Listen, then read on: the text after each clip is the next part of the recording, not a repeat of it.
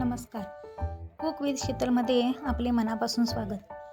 आजच्या भागात आपण बघणार आहोत कुरकुरीत खमण असा भडंग.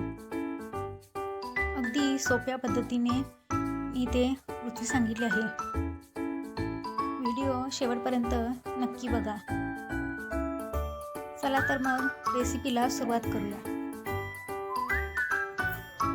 इथे मी एका पातेल्यामध्ये तेल गरम करायला ठेवले आहे. आता आपल्याला यामध्ये 1 वाटी शेंगदाणे तळून घ्यायचे आहेत.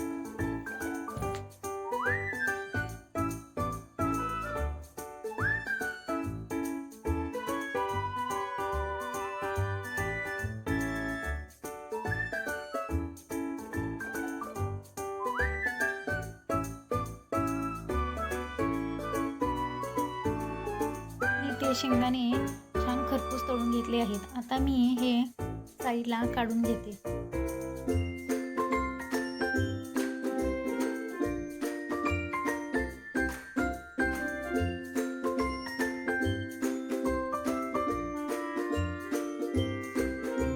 आता परत त्या तेलामध्ये 1 चमचा मोहरी टाकायची आहे. मोहरी छान तडतडली की यामध्ये 1 चमचा जिरे ॲड करू.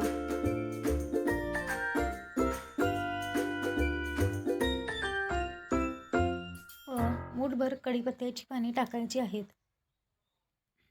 15 ते 20 लसूण पाकळ्या ठेचून घेतल्या आहेत. त्याही आपण ॲड करून घेऊ. आता लसूण आपल्याला छान खरपूस भाजून घ्यायचा आहे. एकसारखे हलवून आपण लसूण छान भाजून घेऊ.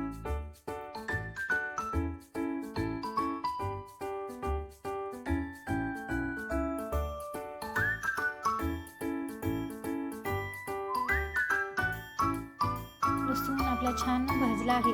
आता यामध्ये 1 चमचा हळद पावडर टाकायची आहे.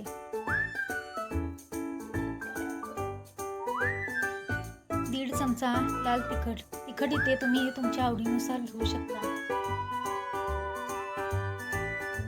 चवीनुसार मीठ ॲड करायचे आहे. छान मिक्स करून घेऊ. आता लगेचच यामध्ये आपल्याला चिरमुरे टाकून घ्यायचे आहेत. लगेच याला थोड्या वेळासाठी हलवून घेऊ, जेणेकरून खाली आपले मसाले करपणार नाहीत. आता यामध्ये तळलेले शेंगदाणे ॲड करून आपल्याला हे छान एकजीव करून घ्यायचे आहे. मसाले सगळ्या चिरमुऱ्यांना छान लागले पाहिजेत.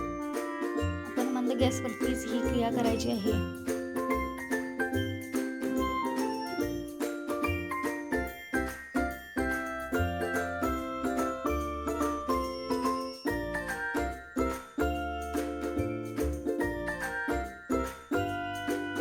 मसाला आपला सगळीकडे छान लागला गेला पाहिजे.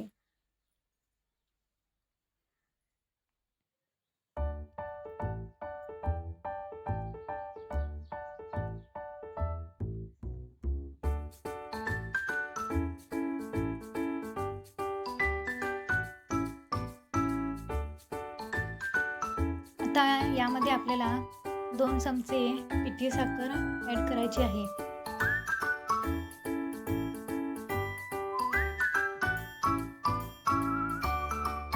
आपला भडंग अगदी हॉटेलमध्ये मिळतो तसा तयार होतो.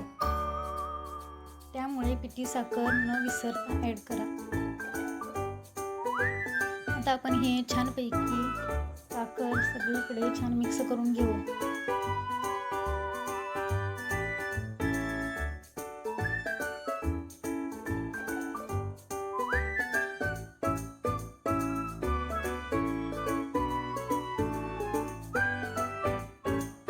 स्टेजला आपण गॅस बंद करून छान मिक्स करून घ्यायचे आहे.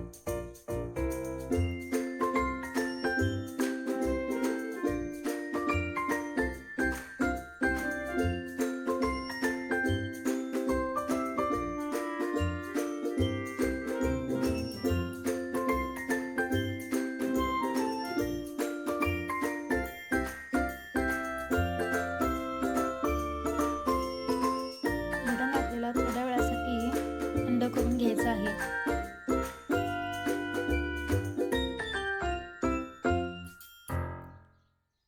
ते भडंग साधारण थंड झाल्यावरती आपल्याला याला हाताने छान टॉस करून घ्यायचे आहे.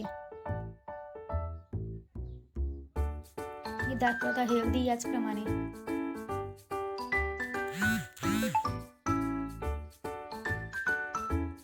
आपला भडंग तयार झाला आहे. आता आपल्याला याला पूर्ण थंड करूनच एका प्लास्टिक बॅगमध्ये भरून हवा बंद डब्यामध्ये ठेवून द्यायचा आहे.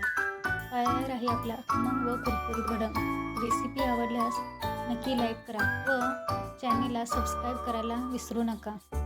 धन्यवाद.